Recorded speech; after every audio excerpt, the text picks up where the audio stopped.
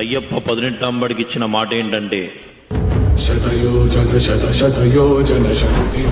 దేవతలందరూ కూడా అయ్యప్ప మహిషి అనే రాక్షసుని సంహరించిన ఆనందంలో,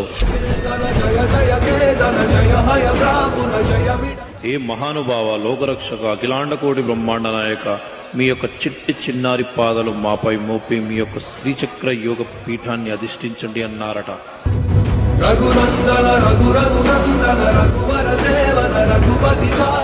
ఆహా, అలాగే అని స్వామివారి చిరునవ్వు నవ్వుతూ 18 మెట్లు ఎక్కగానే మణికంఠ అని 18 మెట్లు పిలుస్తున్నాయట.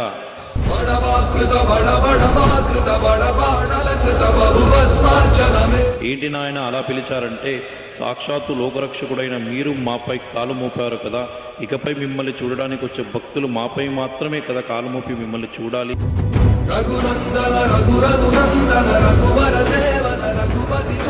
మరి మీరు సామాన్యమైన మానవులు ఒకటేనా? మరి కాదు కదా. మరి మీకు తత్సమానులుగా ఉన్నవాళ్ళు మాత్రమే మాపై కాలు మోపాలి. ఎలా? ఒక మండల కాలం వరకు బ్రహ్మచర్య దీక్ష ఉంటూ ఉదయం సంధ్యల చన్నీటి స్నానం చేస్తూ భూషయనం చేస్తూ ఏకభుక్తం చేస్తూ సదా మీ యొక్క నామస్మరణ, స్వామియే శరణమయ్యప్ప అన్న నామస్మరణతో జపించిన వారికి మాత్రమే అర్హత ఉంటుంది స్వామి. తదాస్తు.